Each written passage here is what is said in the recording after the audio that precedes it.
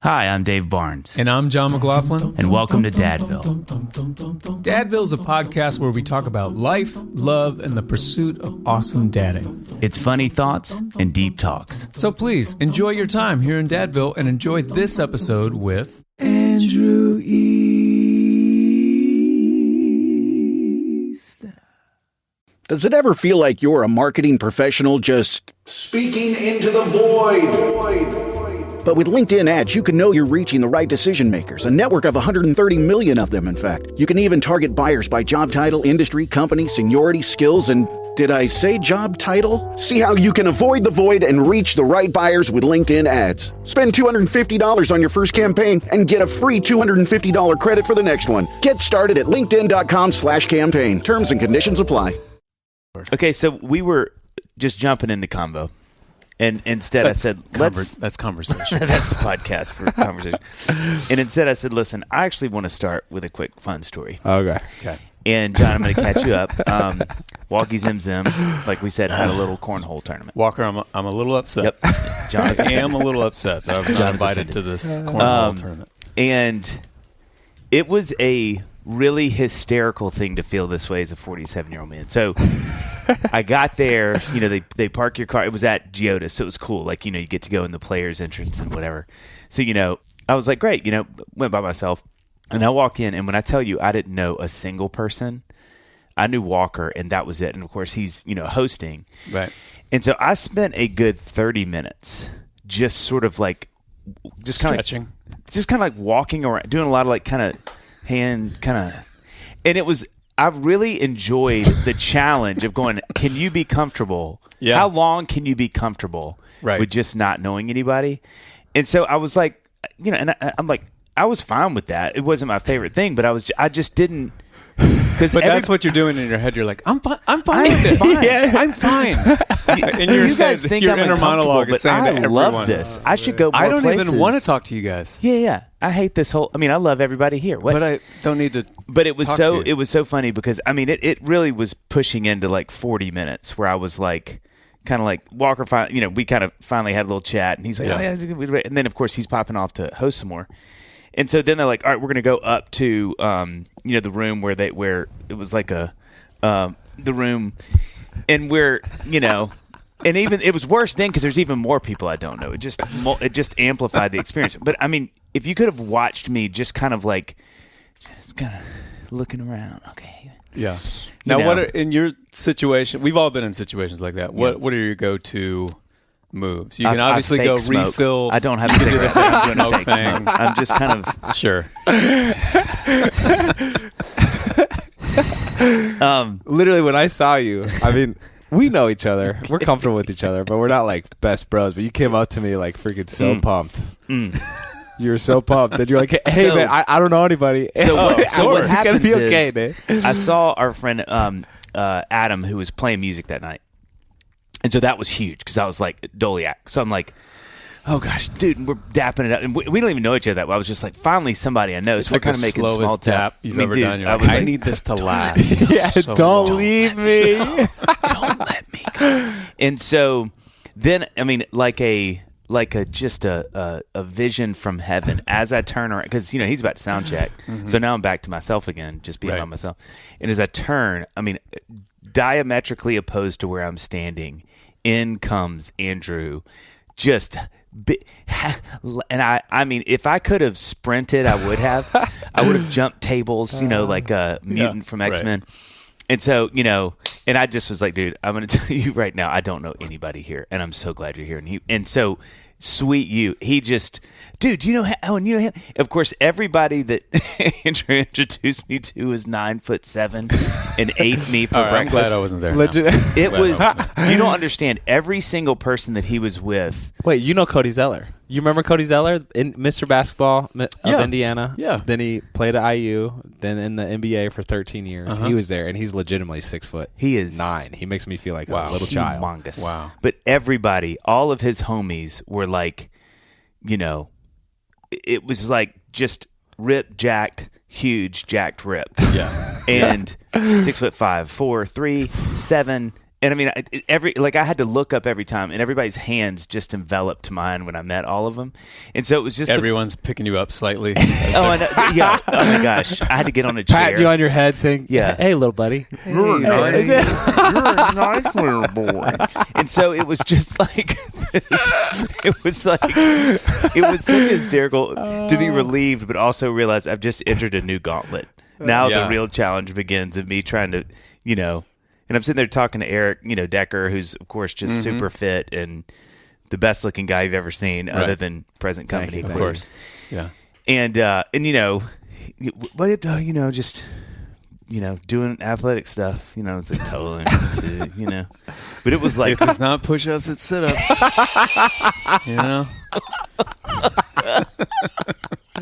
Jason, I'm sweating already laughing, dude. If that's not the podcast title for this. Okay, let me also just address the elephant in the room, which is the camera. Is this the first ever Dadville episode that's been filmed? Yeah, probably. Do you guys mind? Because not at all. No, it's too good. The laughs that you guys create are too good not to film. Are you recording now? So let this be the start. Don't you do And then it we're too. going to make this a YouTube video, okay? Yeah. Okay. Because people need to hear Dave Barnes so and John pro. McLaughlin. I was It is watching very some pro. of that today. It's so pro.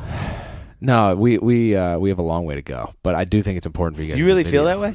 Oh yeah, 100%. Like yeah, what do you want numerous shots and stuff? Like numerous kind of. Well, my thing is I like tinkering with it, so I'm always buying new something. gear. Some new So you gadget. like that stuff? Yeah. You like that side of it? Yeah, but it Like the stresses tech Shawn side. out. Yeah, so like we did all these live streams. We're on like ESPN, and I'm trying to do all this fancy setup, and it like glitches out, and she's just fuming because she's like, "Why do you always try something new?" I'm like, "I'm liking it." It was a different cable. I can't help Dave it. and I, if I can speak for you, Yeah, please. neither one of us No. are that guy. No. It would just be like two people who don't have, we would just be constantly being like, that would work if we had, do you have the thing? Yeah, I don't have the dongle. I don't. The Yeah, dongle. the USB It's just to C. another dongle. Yeah, I don't. Yeah. Just another dongle. I'm curious though, in that situation that Dave just outlined, Yeah. how do you feel in those situations? Because to Dave and I, two musicians who are not 6'4", some would say we're not 6'4". Some would. Yeah. We look at you and we're like, oh, well, you're in your natural habitat here. But what is it like for you? Well, I will say I haven't thought this much about it, and I just want to let you know that, Dave, because it's not like I've been thinking about. Dang, Dave was so Dave was awkward. so- in that. so This is- weird. I can't take this guy anywhere. Yeah. But then I got uninvited. You're like, I didn't even bring him here. and I was can't take shocked him because anywhere. Dave is so gregarious and charismatic, and it's like, Yeah. dude, if this, if the awkward bug can get Dave, Well, you know none what of it us is? escape. It's so weird that it was the perfect Venn diagram for the part of Nashville I just don't know. Yeah. Like kind of uber athletes that have retired here or live here or whatever. Yeah. And then kind of like, I mean, that was really mostly it. I feel like it was There's like a lot of athletes. So Yeah, it was yeah. like, Yeah. I just don't. I mean, that's a lot of people listening are going to be so surprised by that. And it's not. It's just not the water I swim in. And so it was. I love that. Because I love meeting people. Yeah, but yeah. it was so funny to be like, I literally just don't know anybody. And I've lived And here how forever. cool that you were invited to it. I know. See me bite? I totally did. I know what What was that like, Walker? Listen, I want you to listen to Dave's response here. What was that like being invited Oh to my it? gosh.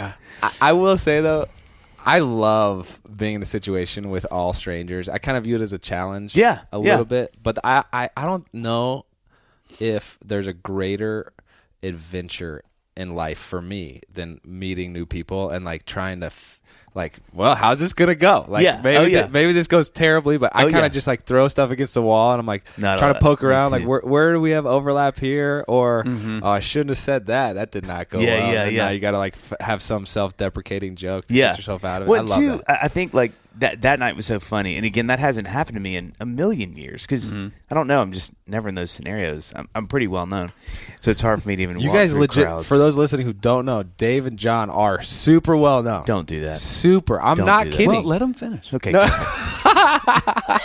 Let me finish. But Legends. I think You're what was so funny was like everybody was with other people, so there wasn't, because usually like something like that, like somebody's kind of like, oh hey man, but everybody was like, grouped up, so it was just like little orbiting planet, just kind of moving around everybody, trying to find. Because even like Annie has started to really make fun of me about those not Geico, but the is it progressive? Progressive ads. Yeah. Like she's like, Dave, it's not funny anymore. Like it really, like y'all, I watched one of the ads. And you're like, I don't get it. In all seriousness, listen to me. The newest one that just came out with the girl sitting at the table and the woman's ordering behind her. She's like, I wouldn't get that. It's not as good as you. All three things that they did, I had done the week before, and I hand on a Bible. And Annie was like, she wasn't laughing, and she's like, Dave, it's getting a little weird.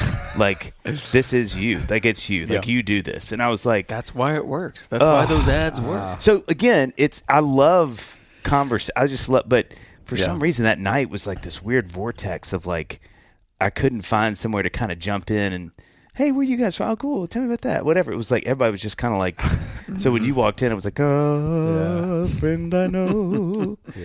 So thank you for letting me into your cool athlete group. If only John was there, I know. It would have been so different. The whole experience for everyone would have been different. Everybody would have been like, why is that junior high kid here? And why is his dad talking to everybody?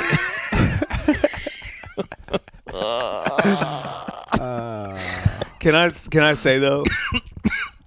I had an experience this past fake weekend. Smoking you've been doing, dude. I know. I got to lay off the weed. This past weekend, I had an experience. I felt like Andrew East for a moment.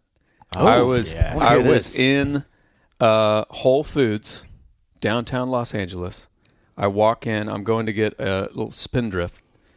I'm walking around this person to go get the Spindrift, and this woman says, hey, she's turned around and is looking for somebody. She's like, hey, I'm sorry. Can you grab that purple one from the top?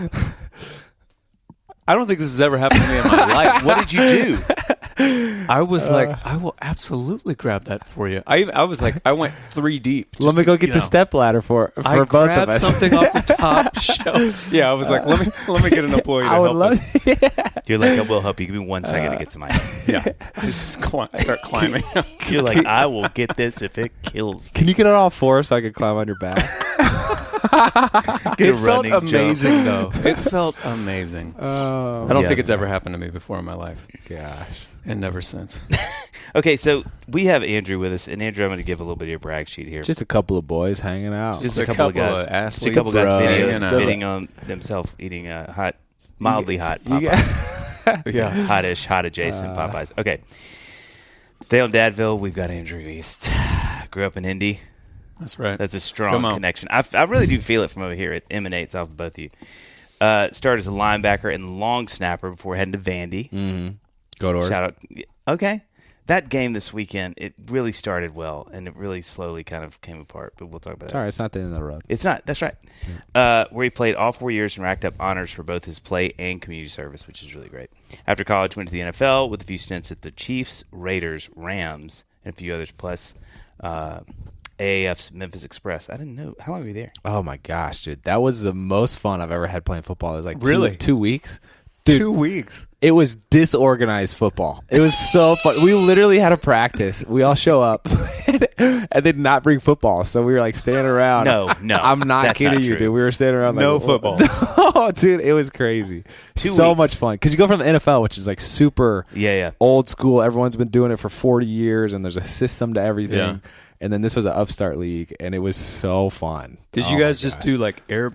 Like pretend no, we just ball? I guess we'll just do like a walkthrough and work on the Where would the positioning ball be now if I threw it like this? You're like, I intercepted it. He's like, I didn't throw it. Yes, you did. Not intercepted it. It was I just scored a touchdown. Fun. He even tested his grit on American Ninja Warrior. Oh, yeah. 2 seasons, right? Yeah. 3. I think it was 3. Was it 3? Yeah, I did do 3. Oh, okay. Off the field, Andrew's just as accomplished. Eagle Scout, which that's a big deal. That's not easy. Weebilus. That's right. A Vanderbilt engineering grad. Jeez. Come on. Leave some for the rest of us. And with an MBA, by the way. Yeah. I'm supposed to finalize my PhD tomorrow, too. I'm freaking hyped about that. I got my oral defense tomorrow. Wait. You're getting your PhD right Instead of practicing, I'm freaking sitting here with you guys It's a psychological insight is what I'm trying to get. Yeah, I finished it tomorrow. I'm pumped. That's amazing. I'm pumped. So wait, after tomorrow, you will actually. have You should PhD.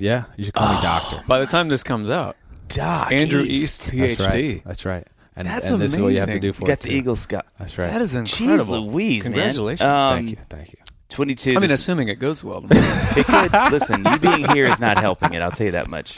22 became part owner of the ownership group for Angel City FC, which is super cool. Oh yeah. You also probably I forgot about that. Where'd you get this? I know some people. These are deep cuts, dude. This is also probably know him from the massive popular YouTube channel he shares with his wife, Olympic gold medalist Shawn Johnson. Together, they're raising 3 kids, sharing their life with millions. Are you pulling up the second half of my accolades Somehow list? making all of it look fun away. Yeah. Now, here's what I want to say. Here are highlights that these are my favorite highlights. So that's what you do. You're doing your thing. Now, let me tell you what my highlights are. In 2011, had a key role in one of the team's most exciting plays at Vanderbilt, catching a 35-yard pass on a fake punt against Georgia. That's a highlight. Yeah. 2, named to the 2014 SEC Good Works team, which can't be a Christian team because we know the good works don't matter. 3, named Werfel Trophy finalist in 2014, which is a superior combination of athletics, academics, and commercial service. That's incredible. Competed on – now, it has 13 and 14. It doesn't have a third one. So maybe you did that and you were just such a ninja they didn't even know you were on the show. Yeah. But American Ninja Warrior. You were so ninja-like that they didn't even know you were there. Earned the Eagle Badge in scouting. Participated in competitive cycling racing. Yeah. Here we go. Okay. This is where John's going to jump in. We'll talk. And then this you is too? Listen, okay. you think he looks like that from sitting around eating fudge stripe cookies? And yes, that is how I look like this. I just had some. And then finally, this is I didn't know this. Engaged to Shawn at Wrigley Field. Oh yeah. How'd you do that? Yeah. Are you a Cubs fan? Well, I like the hat, and I like the Cubs. Okay. I don't dislike them. Yeah. Are you So like I guess yes. Yeah, then I do. Yeah. I like the team. I've been to numerous games. I go to their games. I wear their merch. Yeah, not Cubs games, but I've been to games. How did you get engaged at Wrigley Field? Oh, dude, it's so random. And okay, so first of all, the list of accolades. Thank you for reading that. It's hilarious because it feels like I did none of that. Yeah. And really, what it seems like, this is my hot take. I feel like you just got to do one thing, and then like they'll give you a bunch of random awards just slapped on there. Like, so you do football in college, and then now there's 40 different awards you could win. So just to clarify, I'm not like doing that much, but the you know what I'm saying? I love that. I'm not doing that much. I think that we have a list that would contradict what you just said. I just read that list. And Ninja Warrior, literally, that was like the worst 5 seconds TV's ever had. It was me just pretty much flopping right in the water. But on the very first challenge? No, I watched it. You did? You made it through like almost the whole thing. I made it as far as I needed to, just not as quickly. I was showboating, just classic, egotistical. If there's one thing they say about the East Boys, it is just. There was this one slip that you had on like the second to last one. Stop! Don't. Where don't. Do you know that? Don't. Everybody pause this and go watch it. It's worth watching. They replayed it because it's worth watching. I stopped my momentum with my face. It's pretty much. Oh yeah, what he's the describing. old face break. But back to Wrigley. So Shawn and I have been dating for 2 years. I just signed with the Kansas City Chiefs, and I was planning on proposing to Shawn. We had talked about it. I talked to her dad, which was such an awkward conversation. Oh my gosh, that was the most nervous I've ever been in my life. To sit down with the dad. Was he like laid it on too? Was he? No, this guy doesn't talk. So I took him to a Preds game, and like this was a moment that I was trying to make. Yeah. And I sat there for 2.5 of the 3 periods. Oh, of course, just silent. Both of us were silent. It's like when you're in junior high and you're like you're gonna kiss the girl at the end of the dance. You're like, this is the last song. I gotta do it. That's literally how it was. And then I was like, hey Doug, so I would be honored to marry your daughter, and I plan on taking really good care of her, and I want to serve her and the Lord together, and I think it'd be great, and I just want to ask your blessing. And so he turns to me. I was expecting questions or something. He was like, shrugged his shoulders. Yeah, okay. And that was it. And then we didn't talk again. That was it. You haven't spoken since. He's still there. He's still at the game. He hasn't found his way out. Hey, Dave. I believe the children are future. I don't think we have the budget to keep on. Sorry. Listen, speaking of the past, you remember when there was a time when Dadville was just a dream, okay? But then that dream turned into the podcast that you and I and billions of other people are listening to right now. So many countries, Indonesia. Starting a business like this is a dream many of us share, John, but too many of us let it remain just a dream. Tragic. Don't hold yourself back thinking, what if I don't have the skills? Yeah, it's always what that if voice. I can't do it alone? Right. Turn those What ifs into why nots with Shopify by your side. I would have thought the voice would have changed. Like, No. That's why not? It's the anxious voice. That's fine. Okay. You know what? Shopify. I'm gonna say it again. Let's say it. Let's say it together. Shopify. It's the commerce platform behind millions of businesses around the world and 10% of all e-commerce in the U.S. of A. And they'll help you design a website with beautiful, ready-to-go templates to match your brand style. Get help with everyday tasks like enhancing product images, writing product descriptions, or generating discount codes with Shopify's AI tools created for commerce. Also, promote your brand with easy-to-run email and social media campaigns, and Shopify's always around to share advice with their award-winning 24/7 customer support. Turn those dreams into and give them the best shot at success with Shopify. Sign up for your $1 per month trial and start selling today at shopify.com/Dadville. Go to shopify.com/Dadville. Shopify.com/Dadville. Dave? As the weather cools, I'm swapping in the pieces that actually get the job done. Yeah, I wish you'd wait till I leave. You don't have to do it right now. No, stay. Okay. I promise it isn't weird. Warm, durable, and built to last. And Quince delivers every time with wardrobe staples that'll carry you through the season. Amen, Dave. Quince has the kind of fall staples you'll actually want to wear on repeat, right? Like 100% Mongolian cashmere. From just $60. Yeah, you heard. Go ahead. Rewind this, because I'll say it again. $60. Yeah. Classic fit denim and real leather and wool outerwear that looks sharp and holds up. I've been all over the denim worn stretch slim jeans, John. I know it. I love in them. a weird way, but I well, get it. I am weird if not anything else. The denim is durable and fits just right. And the real leather jackets bring that clean, classic edge without the elevated price tag. That's right. And Dave, Quince even has home goods, right? We needed some new silverware, and we got a Bistro 20-piece flatware set for only $170. What? That's right. Only $170. I can't stop eating because I just want that flatware in my mouth. I don't mean to interrupt, but I have to know this. What makes Quince different? I'm glad you asked that, because I was going to tell you even if you didn't ask. Dave, Quince partners directly with ethical factories and skips the middleman. Yeah. So you get top-tier fabrics and craftsmanship at half the price of similar brands. Layer up with fall pieces that feel as good as they look. Go to quince.com/Dadville for free shipping on your order and 365-day returns. How do they do it? That's QUINCE.com/Dadville to get free shipping and 365-day returns. Quince.com/Dadville. So I was planning on proposing after my rookie year with the Chiefs, but then I sat down with a mentor, and he was like, well, do you have the ring? And I did, because I was in Kansas City. I had some free time. Shawn wasn't up there with me, and I went to a jeweler up there that the team recommended. Got the ring picked out, and I had literally just gotten it that day that I was having this conversation with the mentor. And I was like, yeah, I got the ring. He's like, well, you don't need to wait a couple months. You should just do it at the next memorable thing that you guys have on the schedule. And I pulled up our schedule as we were talking. I was like, well, Shawn's throwing out the first pitch at Wrigley tomorrow. Oh my gosh. And he was like, tomorrow. He's like, do it there. And I was like, okay, let me see if I can make it work. And so that was at lunch the day before. I had to call. She was up there with USA Gymnastics to throw the first pitch for some promo.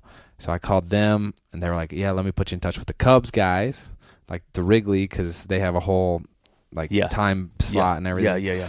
And then I called the Cubs guys, and they're like, yeah, that'd be so fun. We'll let you know tomorrow. So I wake up the morning I got engaged, not knowing that I was supposed. You're going to do it or not? Yeah, It's up to the Cubs. It's up to the you Cubs. Get engaged today. Yes, this guy Jim called me. I was en route because I was like, I guess I better go as if I'm gonna do this thing. So I'm en route. I get the call like an hour and a half before we go on the field, and he's like, "Game on!" He's like, "I got jerseys made for you." Oh, that's This is so sick. great. And then I just was just frozen with nerves. But it worked out all right. So how did it work? Did she throw and then you asked her, or she threw the pitch and she was up there with one of her gymnastics teammates, and then I started walking out there. And she like started. She was like waving me away. She was like, "Don't come out here. You can't be out here." So then I dropped on a knee, and then Surely there's like a ton of footage of that. There's one iPhone camera, and oddly enough, there's one of the Cubs players in the background, Grim, who now lives in Nashville. I just saw him for the first time since then. No way. Like 2 weeks ago. He was like, "Dude, I think I'm in the background of all your engagement photos." Just some random guy. Anyway, that's hilarious. That is. And then how long were y'all engaged? 9 months. Okay. Then we got married down here in Franklin. And we got married. Then next day had to wake up and fly to Oakland because I got released from the Chiefs, signed to the Seahawks, released from the Seahawks over Twitter, which is a whole different story. Louise. And then I signed with the Raiders, and so we had to show up for off-season training the day after we got married. So that was April 2016. Good night. Wow. Okay, so we looked. Y'all were on 2 years ago, basically November of 23. Yeah. So it's like some water's been under the bridge. Since then. What a weird way to say. I'm turning into that commercial. That makes it sound like we had like beef. And now Yeah, we're it's burying really the hatchet. it's with Walker. It's not with him. Yeah, it's not with him. He was adjacent to it. Man. So like, catch us up over the last couple of years. How are things at the East? You guys homestead? you've had a third kid since then, right? Yeah. Yeah, I think Shawn was pregnant, maybe. Yeah, she was. Yeah, so we had a third kid. Or she might have just had a lot of Popeyes chicken. I can't remember what that was like. Had a third kid. He's now almost 2. And then... So you have almost 2-year-old, 4-year-old, and then a 6-year-old this month. So it's so fun. I was just journaling the other day and writing about how there's no greater joy in life than having a 4-year-old boy, dude. Y'all have boys, right? John doesn't know that. Bro, yeah, it's best. Yeah. Sorry. Were you invited to Walker Steak too? Is that what it was? What if I text Walker and I was like, dude, it was only guys who have boys. I am so sorry. No. Okay, this is how I break it down. When you have a daughter, it's like pure love. There's nothing like that. Yeah. But boys, it's just like doing dumb stuff all the time with a little mini version of you. It's hilarious. I think I've said this on here before, but actually, I think it was in November 2023. Wow. Ironically, we had some of our really good friends who live in Australia came to visit the States for like a month, and they have a little boy, and it was the only moment that I have had a inkling of like I've never thought like I wanted to have 2 girls, and we have 2 girls. Yeah. It's unbelievable. But there was a moment where I was like, man, it would be nice to have a boy. He and I were in our house, and we were just throwing this ball back and forth to each other. And then like 30 minutes went by, and he and I are both just throwing this ball. Yeah. And in that moment, I was like, I could just throw this ball with Jed all day long. Yeah. And he could throw this ball with me all day long. Yeah. That doesn't really happen with my girls. Yeah. Yeah. So. Yeah. One's not better than the other, but one is definitely simpler, I would say. Yeah, well said. I agree with that. Oh, man. Anyway. And so kids. Oh, yeah. Rocking. What have we done?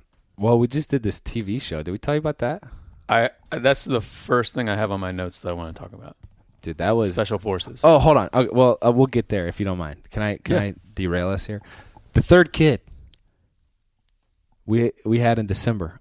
And then we very quickly realized we needed to go to marriage counseling. So we did this. And we had y'all not been before? We had done premarital counseling. Well, they've been on Dadville. Exactly. Just call her right now. Did you not listen to what we said? I assume she's in the car waiting. Shawn, get in here. We had done like one-offs, but then we were like, oh, we got to change some stuff. And so we just Googled biblical marriage counseling, and we found this place called Rock House. Bro, it was 16 weeks, 2 hours a week. You'd sit down separately with a counselor.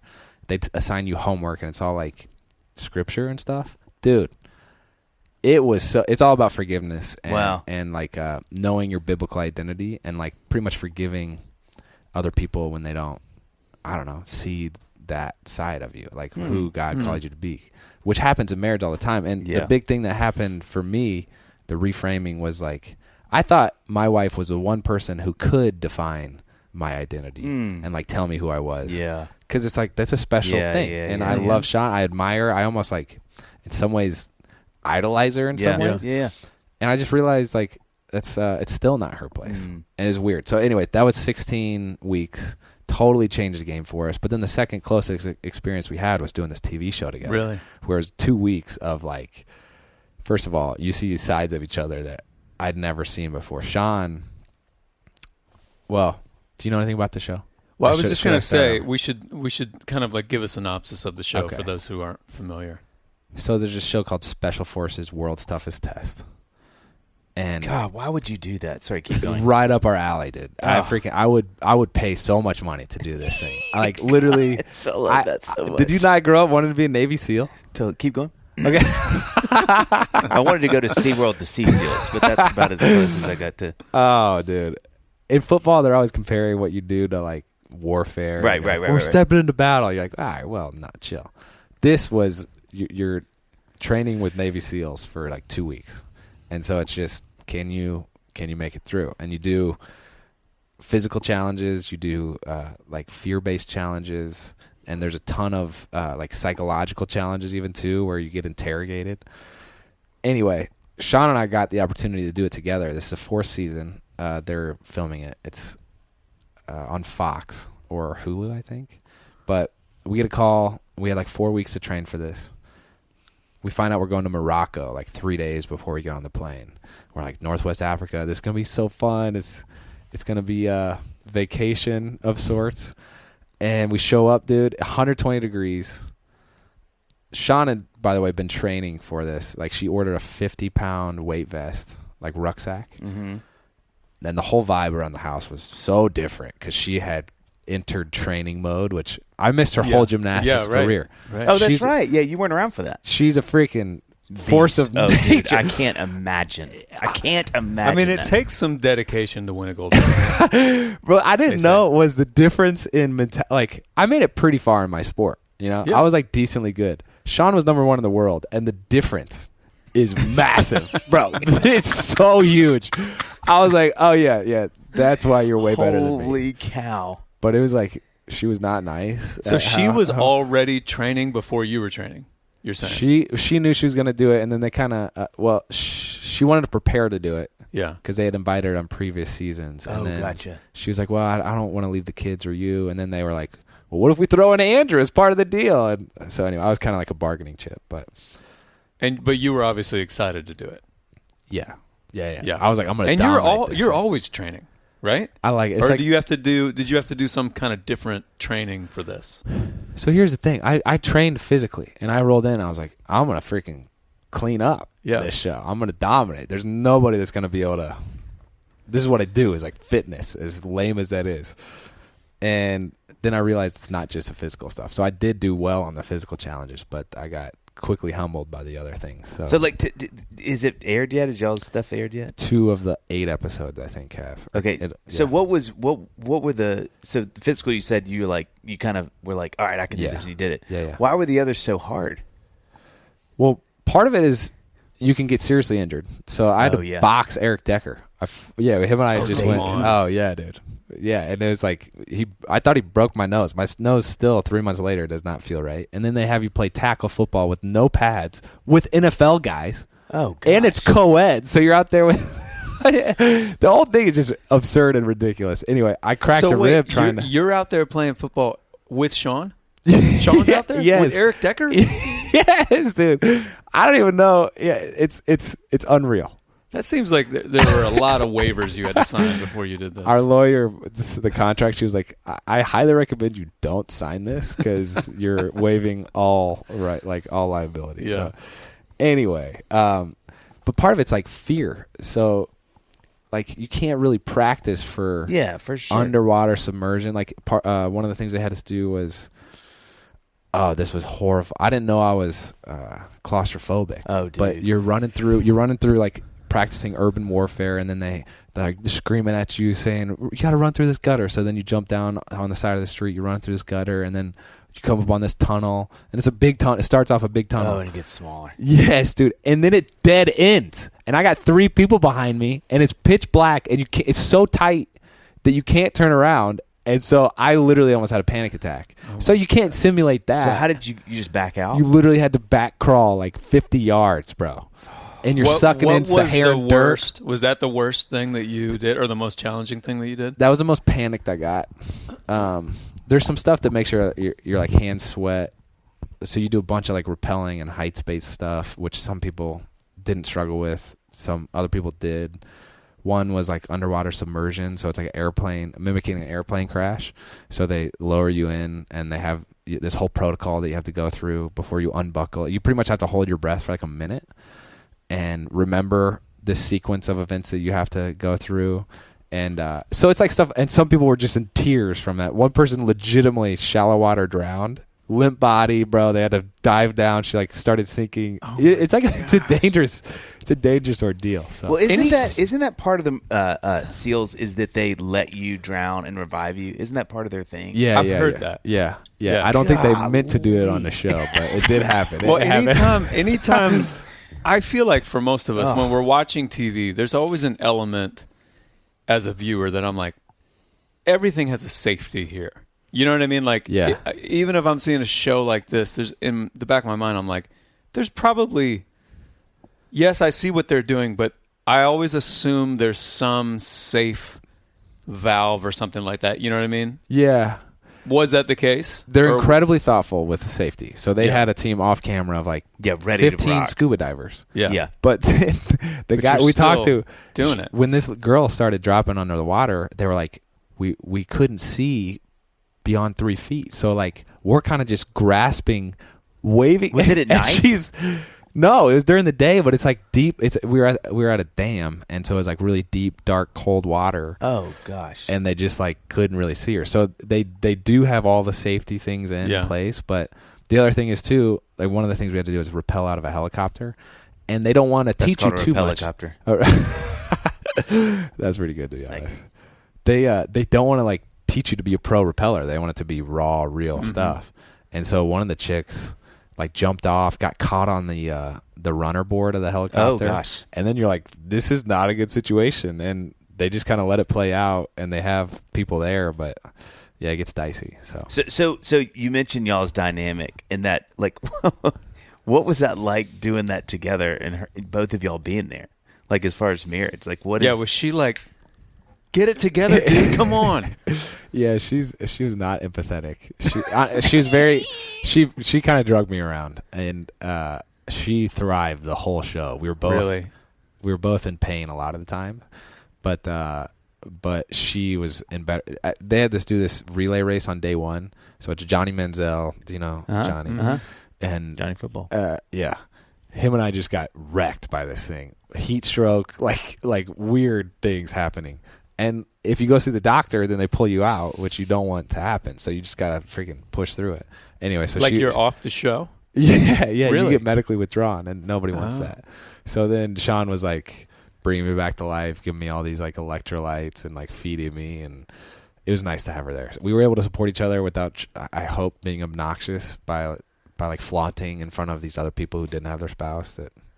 Well, I think I read somewhere that one of you were saying like that was kind of your mentality going into this show, is like you felt responsible, you felt the weight of like, hey, we're representing marriage in this type of an environment, like we're here to prove that like this can make our marriage stronger. How scary is that we would be the representatives of right? marriage? That'd be terrifying. Nobody needs that. I've been thinking about this ever since you said it. I love that idea that, you're married. First of all, both of you guys are like athletes at the highest level. So that's the first thing, right? Like you've both competed at the highest professional level of your sports, right? So it's not like, you were a really good high school player and then Shawn's done what she's done. Like both of you have really excelled. So, but it's just such a great thing to hear you say is like, her, you're married to her, y'all been married a while, you got these kids. Yeah. But then when she sort of like locks in, her eyes slit, her ears point, like literally teeth turn, and you're like, I don't know this side of her. Isn't that crazy to think? Yeah, it was nuts. It was nuts because everything was for the purpose of getting ready for the show. And so we'd be getting the kids ready for school, and I'm just here clowning around, having a good time, and the next thing you know, I'm getting yelled at. And I'm like, oh, frick. Like, anyway, everything from her demeanor to how we dealt with conflict, it was different. So, anyway. But it does, I mean, kind of what John said earlier, it really does give such a window into that, I mean, a gold medal. I mean, it's like the highest of high echelon of athleticism. Like, it's way like past mental intensity. Well, that's what I was going to say. It's way past physical, and can you do it physically? Yeah. You're entering into that really rarefied air of like, no. Now this is really when it begins. Is what I tell myself in my brain that I can do. Yeah. Where 99% of the world goes, that's way too far. Like I'm already out. Well, and she'll tell you there's a dark side to it. So it's like in order to achieve the extraordinary, you have to be whatever that metric is that's skewed, like I'm thinking of building a Madden character and you have all the qualities and traits. Like whatever that intensity thing is really good for making you good at sports, but it makes for a terrible spouse. You know what I'm saying? So it's like, and that's why you hear all these stories of elite athletes who have, tough transitions out or the whole depression rate. Or there's a documentary called The Way to Gold that kind of tells the story of you reach the peak of the sport and then there's like stories of whatever, just suicide. The free fall afterwards, right? Yeah, because it's like you're at the very top. Yeah, and then you got to return back to normal life and earth, and your daughter who's not really sticking that one thing out there, whatever she's doing, and you're just like twitching, But I think what's great about her is what you're inferring by saying that is like she doesn't move through the world like that anymore. She's intentionally turned that off to her credit. Yeah, which is really remarkable. Yeah. Then was she able to then turn it off again after the show? It took like 4 or 5 weeks of decompressing. Really? No, 4 or 5 weeks? Yeah. So how long were you guys filming the show? 2 weeks if you make the whole way. And then they give you this whole you have a psychiatrist assigned to you when you get discharged, and they have like follow-ups that you have to do. People who have been on the show before will say they have PTSD because it's like you get legit like level 1 tortured at the end, and it's serious. It was super weird. Wait, dude. You said 4 to 5 weeks for her to decompress. Yeah, just come down and lose the edge, if you will. Well, because she, like you were saying, she was in that locked-in mode for what, like 4 weeks beforehand, getting ready. Yeah. Then did the show. Yeah. I mean, that's like, what is that? 3.5 months. Yeah. Of that's living intense. In that world. Yeah.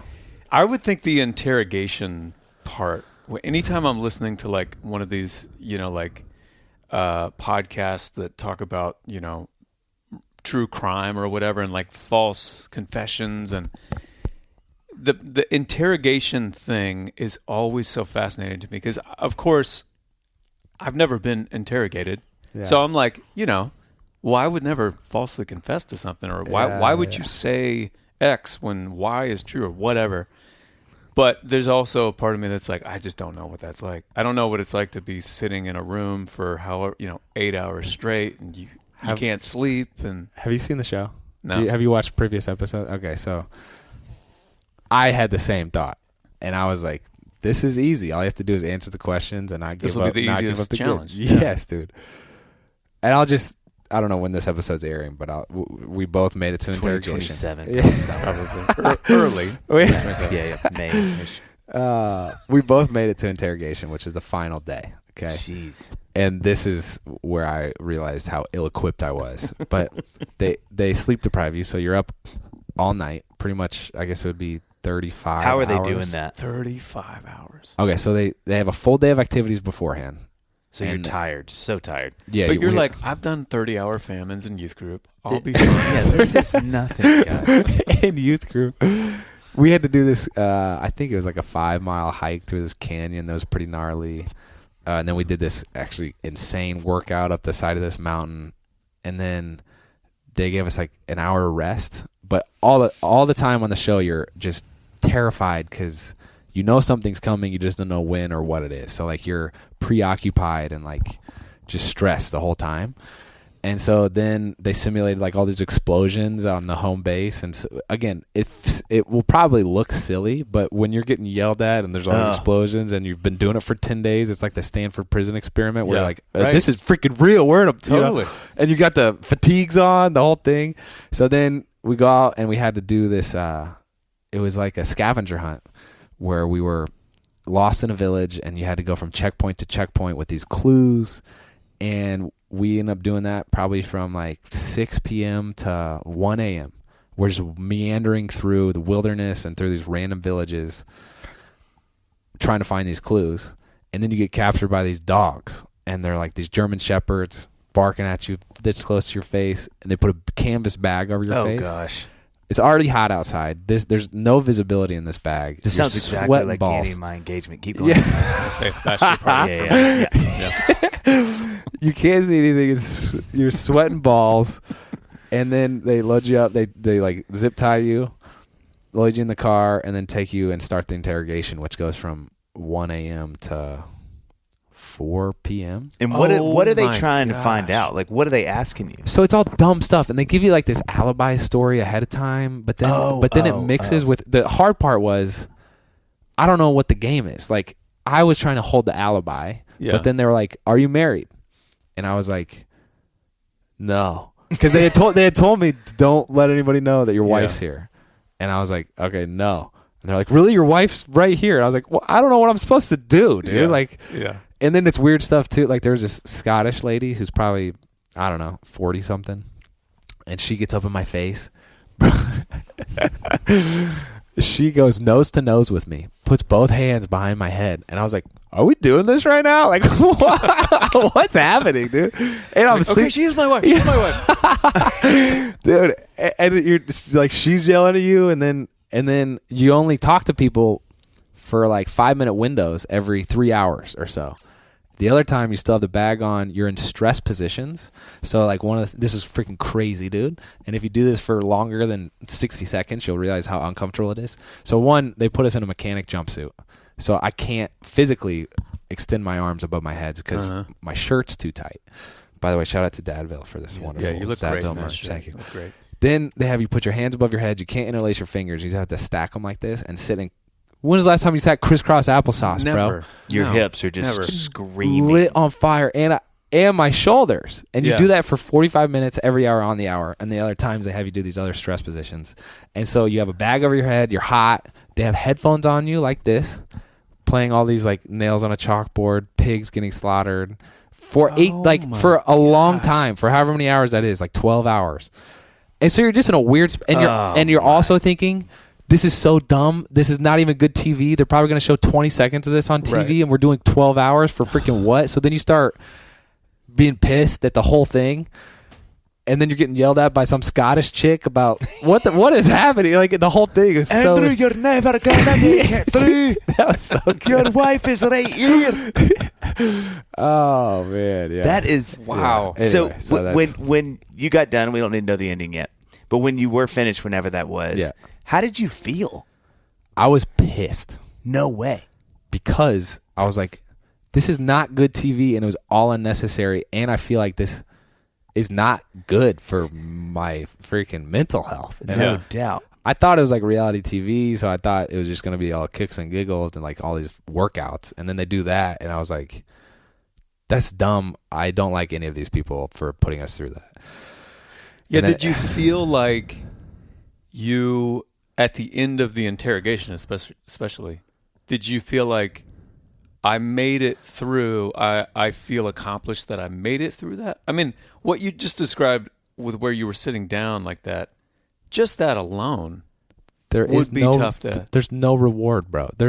First of all, on the show, there is no incentive to make it farther. So you're like, I could have tapped out day one. And I'm still going home the same fine. Which that actually makes sense to me because people who would be drawn to this, it's all the producers are like, we don't need to give them an incentive. Correct. These are the types of people These are the that would crazy do this people anyway. that are like, yeah, I'm going to go dominate. Yeah. Yeah. But with that one, there was no like, my muscles are getting stronger or like whatever you do with the workout. You're just like, what the frick was that, dude? Yeah. I could have listened to the pigs getting slaughtered for 5 seconds and gotten the point. Like I get it. Yeah. Torture's bad. Now I understand, but they make you do it for a long time. So did you, when y'all are done, did you and Shawn walk with different experiences? Do you know what I mean? Like when y'all are sort of doing your whenever that, or even if you've done it since, like, okay, how did you kind of feel about that? Is she at all like, man, that was pretty crazy, right? Like smiling, or is it both of y'all are like, that was a nightmare? No, that's her playlist. I think the big thing. Big of, you're not doing it right. Not doing it right. oh my god. Oh my gosh. I think Shawn was equally as rattled. Okay. But less angry. Oh, wow. She was like, I have such empathy for the troops now. And I was like, that was terrible. So anyway. That is, and when did y'all get done? June. Is that what you're asking? So that's not been that long. No, yeah. And then the whole like, first of all, and we're mic'd up. This is my first foyer into TV. I'm not crazy about it. I was going to say, you started at like the far end of that thing. Some people are like, most shows aren't like that. Welcome to the real world. You're not doing in a van for 6 weeks together. I'm impressed with your Scottish thank accent. you. I'm proud of it. So do you feel like getting back from that, is there anything that you can say to wrap up that thought? That you're like, you know what, it was kind of, this was like the redemptive piece, or like, we have one more thing we did together that we can look back on. I mean, because obviously some part of it was like, oh, it was a challenge, whatever. But like, it's been positive. The farther away we've gotten from it, I'm realizing how amazing. I mean, because it is a bunch of once in a lifetime experiences. Rappelling out of a hell, like it's all cool stuff, and I'm like, I couldn't imagine Shawn doing without me or vice versa. Yeah, because there's no bathrooms, dude. You're literally pooping in like a metal bin with no porta potty water or anything, and just like dumping on the metal, and then you have toilet duty for the next person who just did that, and the whole thing is like savage intentionally. So where were you guys sleeping? Are you cots, sleeping in a big bunkhouse, all 18 of us just in one room and cots, and so you get to know these people really well. Yeah. So did anybody that do it, were they like, this is me at my, like, was anybody that you did it with, you're like, that guy's like actually loving this? You ever heard of the show Sister Wives? Yeah.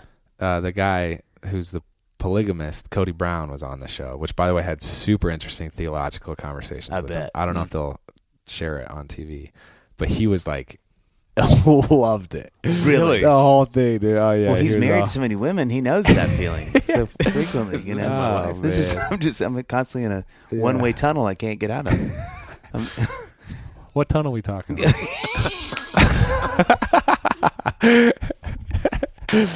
Anyway, dude. That is. I will say that one revelation I had was we get to know these people really well and in a unique context. And then we come back, and I didn't know anything about reality TV or some of these actors or whatever. We come back and you start looking the people up online, and like you see what their brand has been or what controversies they've been in or whatever, and you're like, oh, that's not the so-and-so I know. That's cool. And then Shawn and I did this whole YouTube video saying, hey, you know what? Like, what we learned is everyone has redemptive qualities and deserves a second chance. And people were like, no, never. We hate that message. Legitimately. They're like, that person can go burn in hell. You're like, oh my gosh. Man.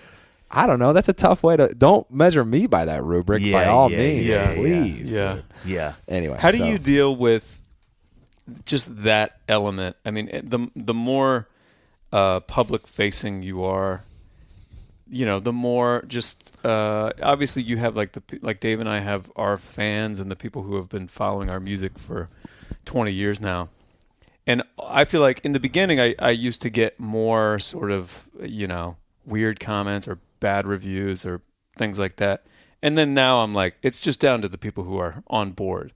But you guys are pretty public facing and probably get, especially now, like with the show, like you're getting attention from people who maybe cursorily know you. How do you deal with some of just the negative comments that you get online? How to be famous? Well, that's why I'm here, to get mentorship from you guys. Tell me how. What are the ins and outs? Okay, yeah, John's going to start. I have a couple things, but we'll need to stop recording because these are proprietary. Of course. I own the IP. They're part of John's famous course. How to be famous. Because I was actually just talking with a friend of mine the other day about this, and he was like, I have thin skin. I do not have thick skin. And I feel like, I don't know about you guys, I feel like maybe I snap to, I want to say that I have thick skin. I feel like that's what you're supposed to say. You're supposed to aspire to not, like, let it roll off your back. That's just not, I'm just not built like that. Like, one negative comment will stick with me for the day, Sorry to hear that, bro. Yeah. I know what you're saying. I think we've been doing it for 10 years, like putting stuff online. I didn't realize 10 years. Well, you guys have been putting out music for freaking, 67 years? How long? I didn't realize y'all been doing that. 67. Easy. Pushing 70. Easy. Book the Botox appointment immediately. I keep putting it off. I got to do it now. I think Shawn and I have a good dynamic. One, it always helps to like stay out of massive controversies. So like, if you're trying to live a clean life, I think that helps with feedback, you know what I'm saying? Like just don't do massively bad stuff. So that's probably actually my first point on my proprietary course. How to be famous and not number one. Don't do massively bad stuff. I mean, it's good, to not do that. But then I think you kind of reap what you sow. Like, so if we get negative comments all the time, but then we don't respond to them, because it's like, because then you're just perpetuating like, oh, they're going to leave another bad comment or whatever. Yeah, you're not going to like put the fire out. Yeah. Yeah. But I think, I don't know. Shawn and I also, we love what we do, so like the discouragement doesn't hit. I just love freaking making videos, so I'm not going to stop making videos, well, plus you got all that gear now. I was going to say, even if the videos don't work, you're going to keep doing it. Yeah, I have to. You dude. just love it. We have to. And I also think being honest with whatever we've shared so much of our life, I feel like it kind of hedges against like if we do something dumb, which fortunately again doesn't happen. It happens all the time, but not like morally. What am I trying to say? Not like legally bad stuff. Yeah, right. But if we do make a mistake, you're like, we can be honest enough, and there's enough understanding that people have that it hits fine. And then you also, this is my last thought. You can't please everybody all the time. Not even Jesus could do that. You know what I'm saying? So like that guy had a tough ending as well because people didn't like him. And you're like, I'm not equating myself to him, but like there's kind of comfort in knowing, frick, you can live a perfect life and still not appease everybody. Yeah. So I guess I'm maybe like, Dave. Yes. You know what? Yeah. What? Featuring thousands of study notes drawn from the best-selling NIV Application Commentary series. Yeah. You know it. The NIV Application Bible helps you understand Scripture and apply it to your modern life. And even if you don't have a modern life, John, it still applies. The your NIV life is so modern, Application Bible pairs a deeper understanding of the ancient biblical text with contemporary application of the lessons found within, offering you a new way to understand what the Word of God means for your life. Love it. I just have one question. Okay. Dave, what will I find inside the NIV Application John, Bible? how about original meaning notes to help you understand the meaning of each passage in its context? Okay. Application notes to help you integrate the teachings of the Bible into your daily life. That's and awesome. questions for growth, we call it QG, in each chapter of the Bible that encourage reflection on how to apply Scripture to life. Save an additional 10% on any NIV Application Bible and NIV Application Commentary resource by visiting faithgateway.com/NIVAB and using our promo code DADVILLE. That's faithgateway.com/NIVAB and promo code DADVILLE for an extra 10% off. Get your faith on. This episode is brought to you by Nespresso. Gift magical mornings with Nespresso Virtuo Pop. Compact and stylish, Virtuo Pop is made to meet every morning coffee craving. From espresso to coffee, hot or iced, at the click of a button. And celebrate the season with Nespresso's limited edition coffee flavors. Sweet almond and hibiscus, cinnamon and candied tamarind, and festive double espresso. Magic in the making. Shop the holiday gift collection exclusively at Nespresso.com.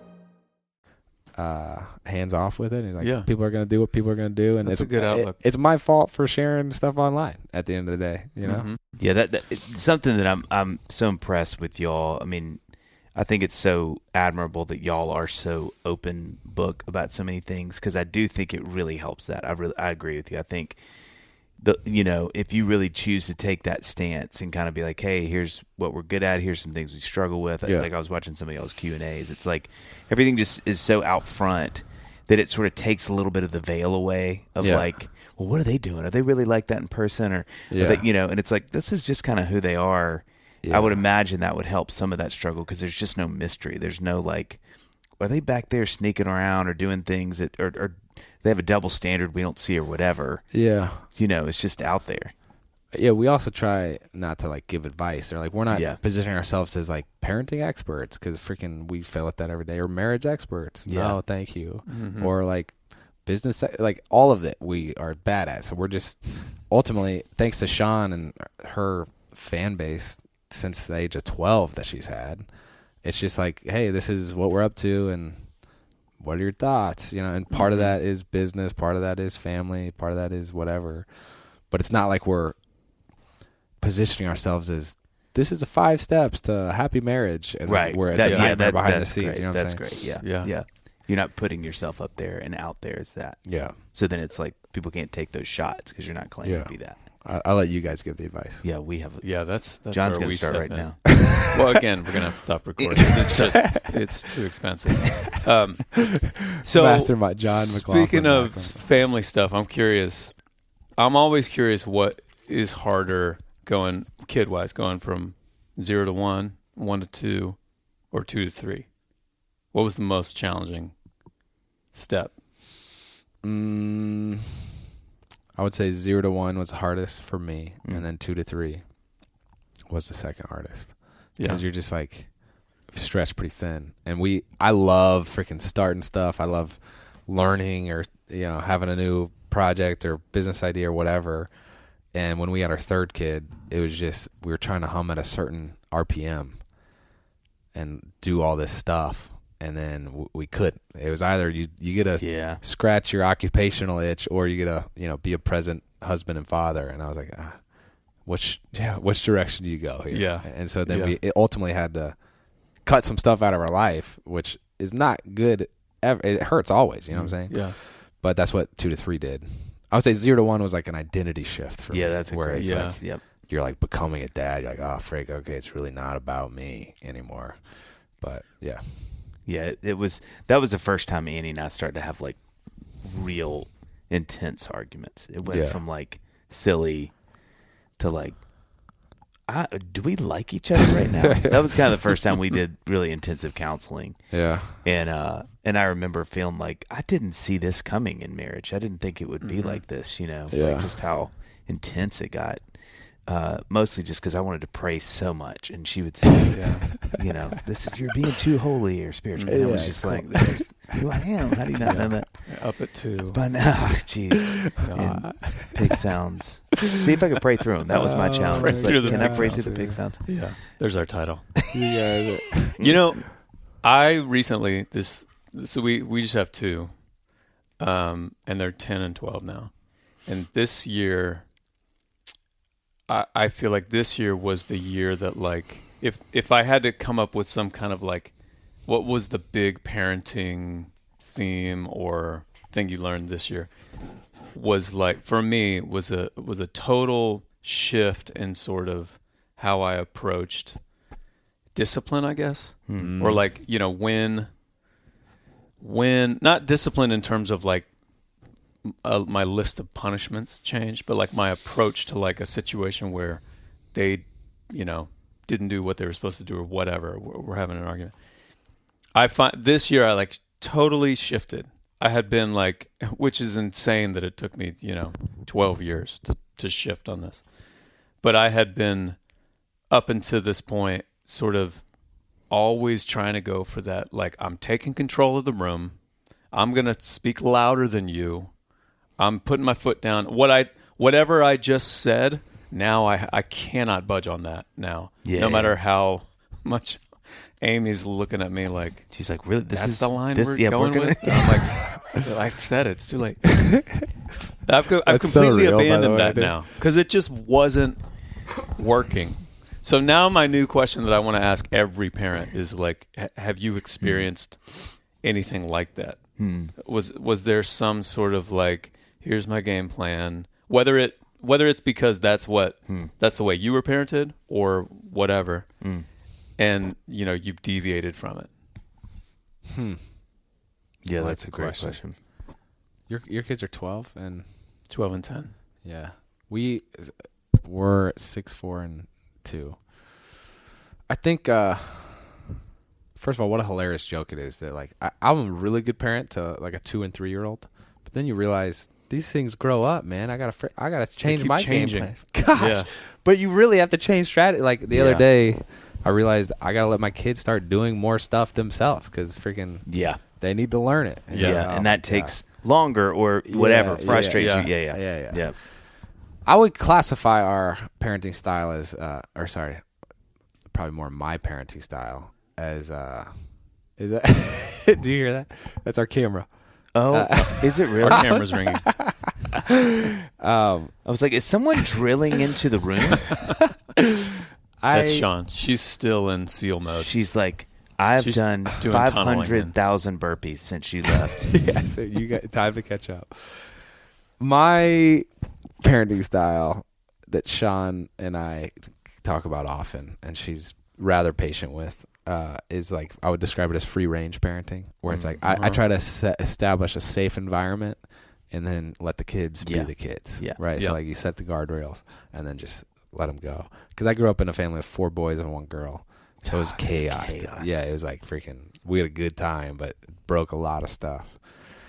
And our 4-year-old now is incredibly athletic, just like his mom. And I'm realizing that it might not be good because now he is really pushing the limits, and I'm like, I don't know how to do this because it was easy when you just learn how to walk, setting the boundaries for that. But now you're sprinting and jumping off of 6-foot walls, and now you have a little baby brother who's trying to do the same thing, and now we're all in danger, and you're like, frick. So kind of, it's not necessarily as discipline yet, but it's general parenting. Right. Yeah, right. I'm trying to figure it out. Does that make sense? I like that approach. Yeah, the free range. You set some boundaries and then hands off a little bit. Yeah, I like that. I think if there's something that I probably struggle maybe the most with, and Annie, thankfully, in any good marriage, she sort of compliments this part of me, but I tend to be very it'll figure itself out. Mm-hmm. They'll figure it out. Yeah. It'll figure it. And he's like, she doesn't like that? No, she's not going to know how to do math all of a sudden. And I'm like, well, no, if she, she'll go to school. She'll learn some stuff. Get it. And I think kind of to your point, I can be way more and I don't know if this is a dude thing too, because I think there's a maternal piece that's so beautiful where moms are kind of no, we need to sort of lean into some things. And I'm a little more involved. Oh, a little more involved. Yeah. And just the empathetic sort of emotionally articulate and dialed in thing that I think I can struggle a little with. Where I'm like, it feels like everybody's doing a good job. She's like, she cried on the way home. I'm like, oh my God, which I think has its pluses too, because I think you do need someone that can, whoever that is in the relationship, that can kind of 30,000 feet view. Hey, you're in there. It's okay. From my vantage point, everybody's still moving and shaking and being happy. But I do really struggle with sort of being a little they'll figure it out. He'll figure it out. She'll figure it. And it's I'm so thankful that Annie is well, no, I mean, but that's kind of, that's sort of what?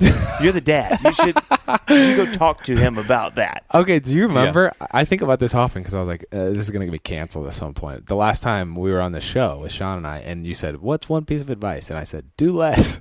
That was my advice. And I was like, I hope people don't freaking just be uninvolved fathers. Well, we lost a lot of listeners. Yeah, this is our first reboot episode. But I think the impulse is for there. Maybe there's two groups of people. One that tend to be like overbearing. Yeah. And I recently read Great Divorce by C.S. Lewis. And he talks about like there's a story of a mom in there who has like this suffocating love that the kid can't do anything. They can't live their life because this mom is like so overbearing. And that's who I'm saying do less to, where it's like, hey, a lot of times you being so involved will actually maybe tinker around and screw some stuff up more than it will help. Yeah. And then you probably have the other people, maybe like me, who is just more like, hey, let's let it rip, guys, and we'll freaking figure it out on the fly. So to those people, be thoughtful, and that's me talking to myself. With yours, and I know y'all are just starting to crest this hill a little bit with their ages, but if you could predict now kind of like how sports is going to go with y'all, I'm just so fascinated because y'all are a double barrel. Like it's both of y'all. I mean, it's not like you played and Shawn did whatever growing up or vice versa, like both of you are athletes, like really high level athletes. Like, can you feel a little bit of that starting to happen yet, of the pull of like, oh, she's kind of getting into this, and postures are starting to, she's doing what? Yeah. Okay, you're on Amazon. Like, okay, let's go ahead and start ordering everything. Or like, is she like that? Or what do you think that's going to look? I mean, I know that's kind of hard to predict, but what do you think that's going to look like with yours? I'm more like itching for our kids to do sports than Shawn is. Oh, wow. Okay, well, can I give a hot take? Yeah, please. This is, again, not advice. Just big discussion. You're going to say do more. Have you ever met a grown adult who like didn't need to go to counseling or therapy? Yeah. No. Right. No. Everybody needs to. So then you look at a guy like Tiger Woods' dad, who was probably overbearing and probably made his 3-year-old son go hit balls in the backyard thousands of times, to so much that maybe he didn't like the sport. Or like Andre Agassi's dad with tennis. Yeah. Made him hate the sport. But at least those guys are like sad old guys with freaking, titles and a lot of money. You know what I'm saying? Like, and it's so obvious. You don't need to go to years of therapy. It's like right there in front of you. It's like, your dad freaking pushed you too hard. It's obviously. Yeah. Next session. It's right there. Yeah. You know what I'm saying? That's a thought that I've had. John is super concerned right now. Anyway, so I'm obviously I'm joking, but I've been trying to think through. Because our kids they're going to live the best life. It's like, well, they're going to have to manufacture some problem of, they used to give us chickpea noodles instead of the protein plus noodles. Gosh, you know what I'm saying? Well, that's rampant right but now. It is everywhere. But you're like, there will be some trauma. Right. Regardless. Yeah. And I'm not advising people step into it. But it is crazy. I do feel our 4-year-old did flag football. And I'm pretty chill. But the parents on the sideline and the other coaches, dude, for 4-year-old football, this guy is on the other team is like getting flag. He's talking to the ref and saying, you got to throw a flag on that. And so he's throwing flags on our 4-year-old kids who don't know left from right. And you're like, and then that brings out the bad side of me where I'm like, oh, freaking game on, baby. So anyway. Well, it's funny. I feel like we talked about this with somebody, and you would remember this. You have such a great memory. I think it was on Dadville, but maybe you could tell me this is wrong, but most of the time, the people I know that are professional athletes or were professional athletes, they're never those parents. It's always the chumps like me that never were able to live their athletic dreams, that have these crazy expectations for their kids. Yeah. I'm never, anytime, we were at a game last night, Ben was playing soccer, and there's this dad that is just going ham. And thankfully, his was kind of good-spirited. He was just kind of like, come on, bud, hustle. And, then he'd be laughing with a friend. So he wasn't the dad. I'm like, are we going to have a hard conversation with this guy and be like, hey, he can't fix your broken childhood? Have you ever done that? No, I'm not that guy. But I've thought in my head, I've said some really bad things in my head about people. But I just noticed, I never cut to my left and it's some jacked dude who's wearing, a Ravens training thing. And I'm like, it's usually, again, people like me who are trying to sort of live their fantasies, their athletic fantasies through their kids. It's all the dads that they know where they went wrong in high school. Oh, they're like, he's not going to do that. He's not going to make the mistake I made. Yeah. But isn't that funny? Because I think there's something to that that's really profound to me. That's kind of I don't know. It's one of my favorite things about having athletes on the pod. Yeah. Is like it's so consistent with y'all where there's just such a different energy around kids in sports. Like it's wildly different because I think one, and I don't know if you feel this way, but I feel like one of my big takeaways with every athlete we've had is there's just not the pressure. It's like I don't feel like I can't think of one guest we've had that's like, oh, they're gonna compete at the highest, and we have, we really want them to be in these kind of things at this age. They're all like, I just want to have fun, and I'm like, isn't it funny? It is interesting to think why, because it's easier to think of the other camp that we're talking about, the guys who didn't realize their dreams and now they're kind of consciously or subconsciously putting that pressure on their kids. That to me is like an easier analysis. Yeah. The relaxed posture of the athletes that we have on that's a little more interesting. I don't know. Here's an argument for you, because I realize, my dad was super athletic. I was pretty athletic. You make it into an NFL locker room and you realize just how much genetics matter. That's dude. What and a you're good like, word. so. Yeah. So I don't want to downplay hard work, because I also was a guy who needed to eke out every ounce of genetic capability I had. You know what I'm saying? Freaking really had to squeeze the sponge. But then you see, like, dude, to make it far in sport, you have to be genetically insane. Yeah. Like, to be modified. a professional. But I think it's relaxed because you're like, there is maybe a subconscious understanding of my kid's either going to have it or not going to have it. Dude, and then you can go from there. That's so good. Yeah. That's so good. Yeah. Well, I think where it is somewhat like music is that John was given a gift when he was born, whether he knew it or not, to be able to play piano and to write songs and to sing. Yeah, you freaking were, bro. Thanks. And I think like gift. John, No, John has taken that like you took it, like Shawn has taken it and then worked at it. I mean, obviously, just countless hours that you've done doing that you've done doing that. But it's in there. It's like you're not starting from zero. Yeah, you know what I mean? It's obviously there's a pretty substantial gifting for that. And so I think to your point, there is, and I mean honestly, it's funny because I'm not, and I know you're this way too. Like I'm not on my kids about music stuff. Well, that's what I was thinking when we started talking about this. Obviously, the closest thing I have is music, Mm-hmm.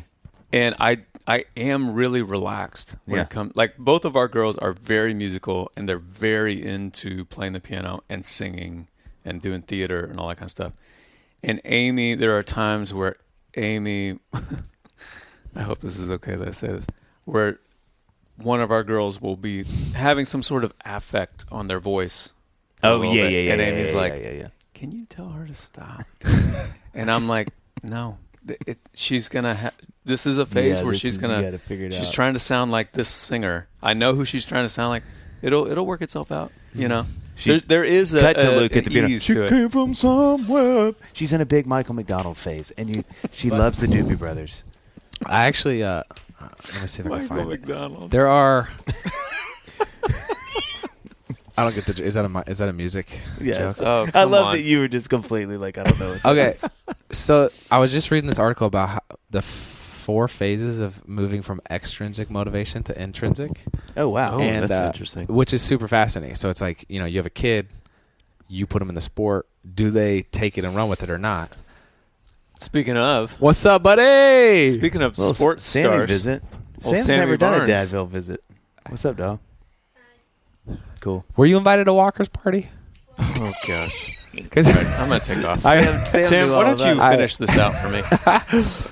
I don't have Wi-Fi, Wait, so I wanna hear but this. one of them is when like you as a parent will introduce your kid to something, but then they have to really take it as their own. Yeah. And one of the steps is like a gamification of it almost, where they start tinkering around with it themselves. So I would argue that like your daughter tweaking things around is like her exploring. Yeah, that then that's part of it. Yeah. You know what I'm saying?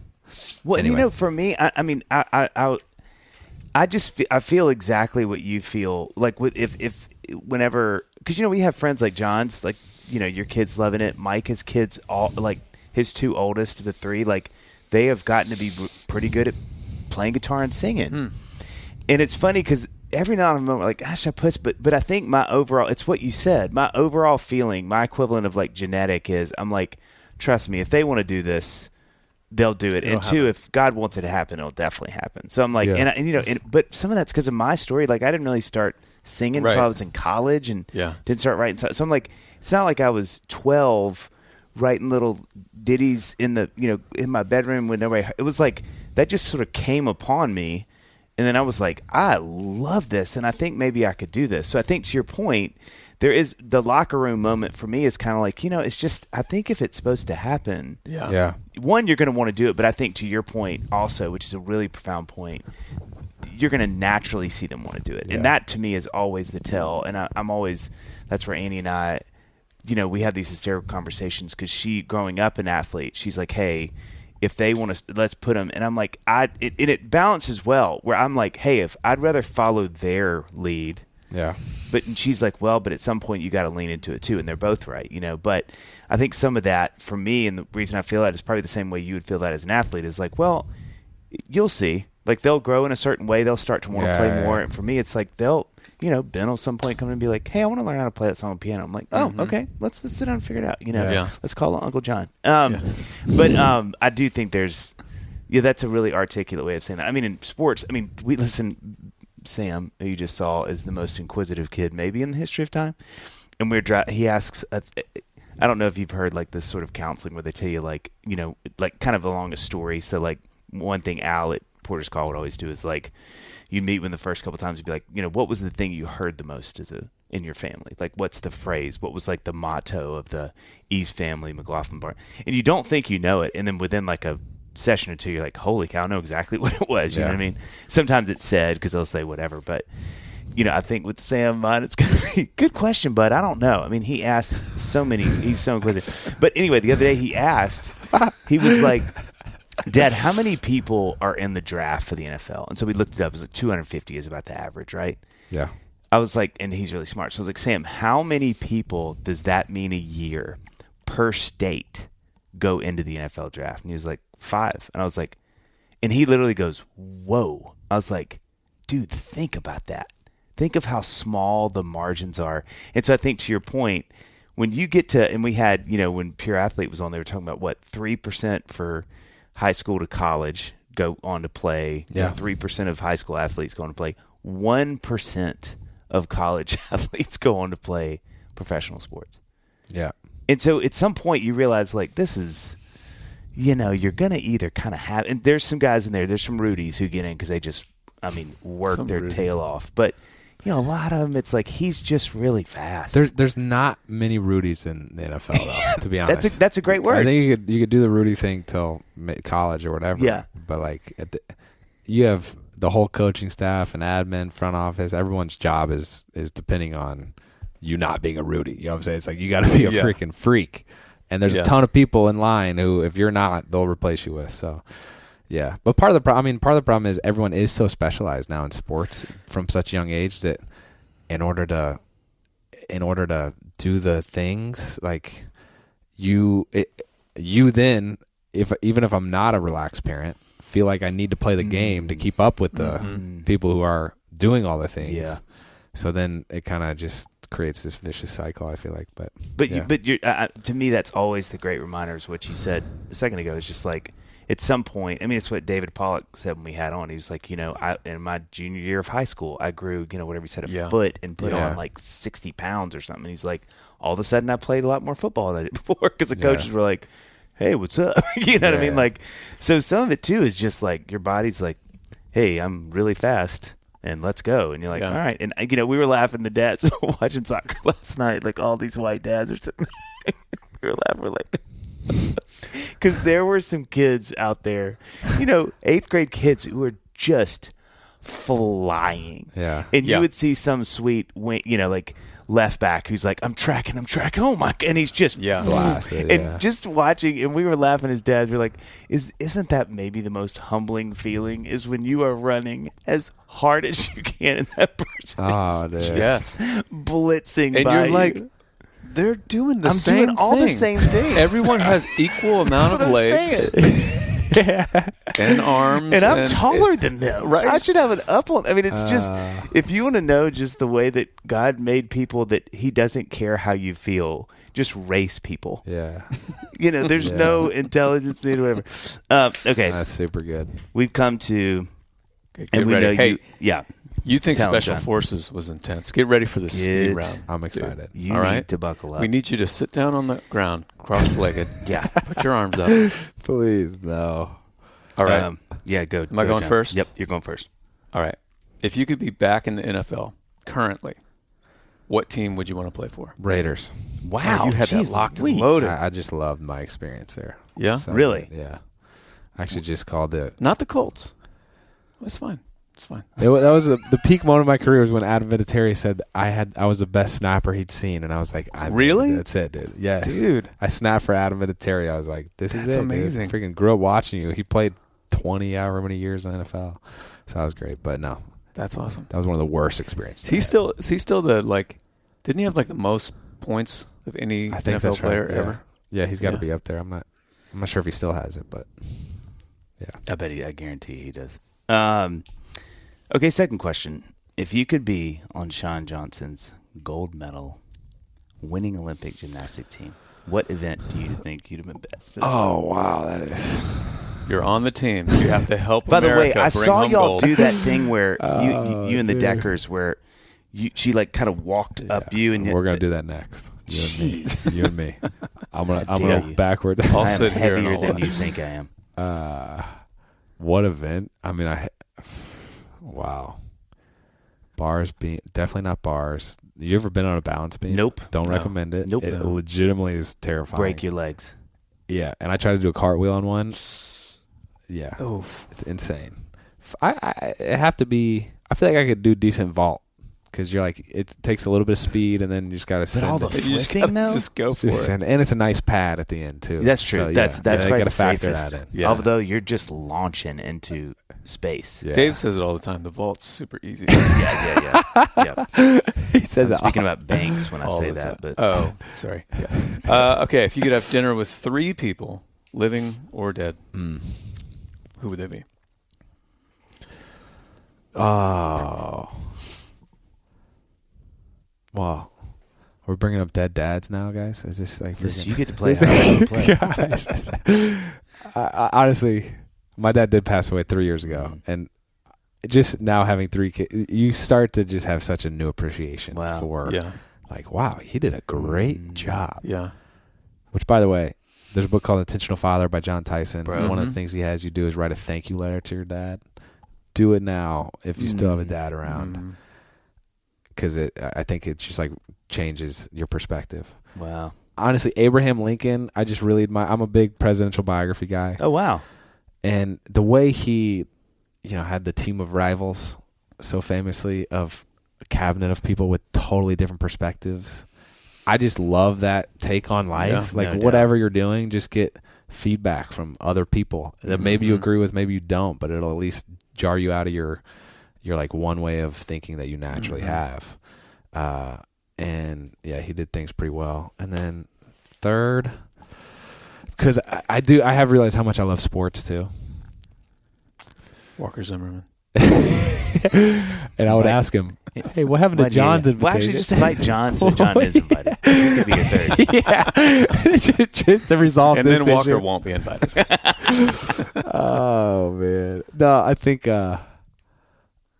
John Wooden, actually. Oh, wow. Phenomenal, dude. Indiana boy.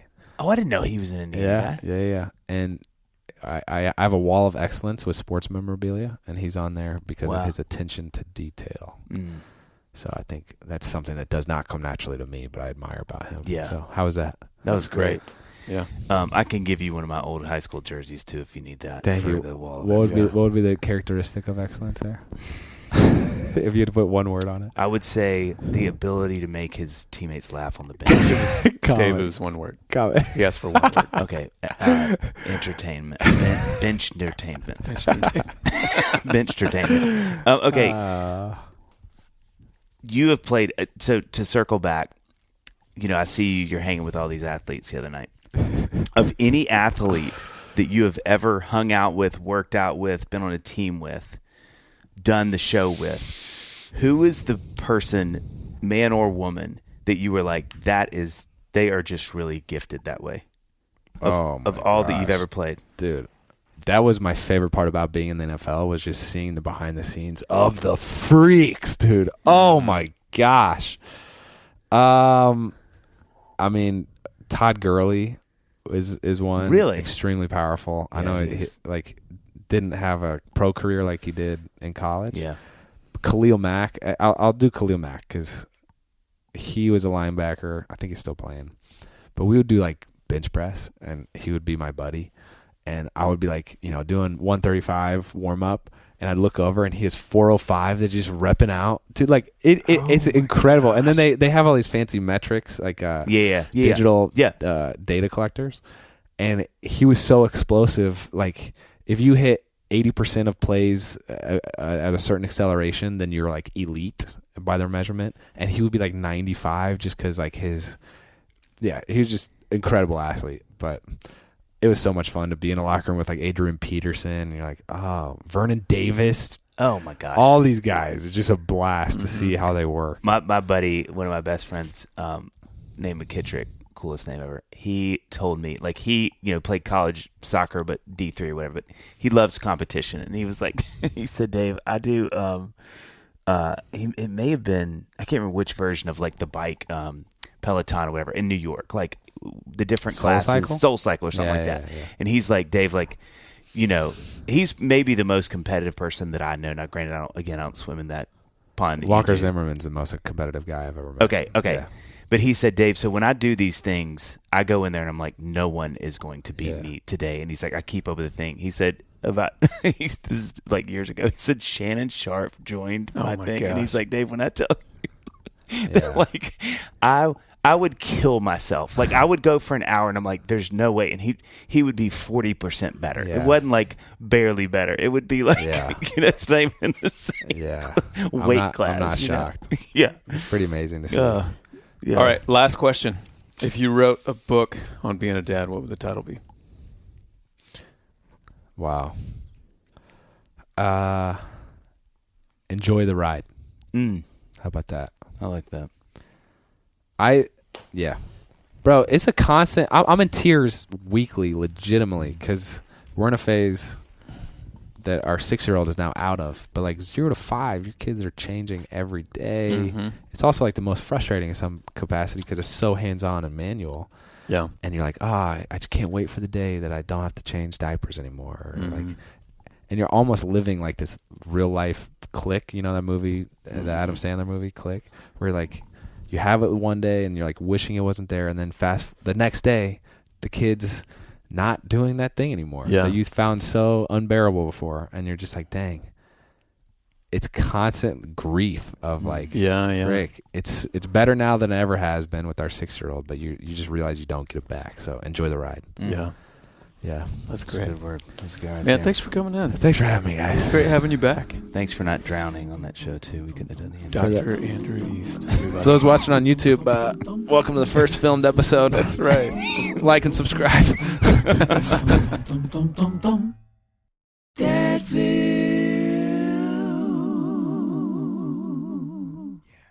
Mint is still $15 a month for premium wireless. And if you haven't made the switch yet, here are 15 reasons why you should. 1, it's $15 a month. 2, seriously, it's $15 a month. 3, no big contracts. 4, I use it. 5, my mom uses it. Are you playing me off? That's what's happening, right?